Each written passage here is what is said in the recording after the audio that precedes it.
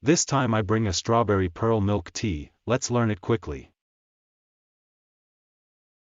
Tea making steps: 20 grams of black tea leaves, 600 milliliters of hot water, steep for 15 minutes.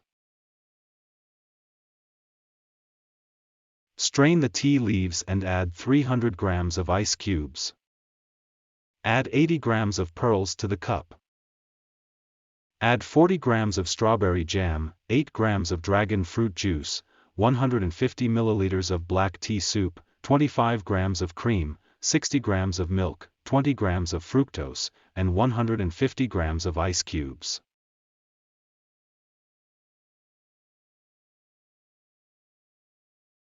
Easy done. See you next time. Bye.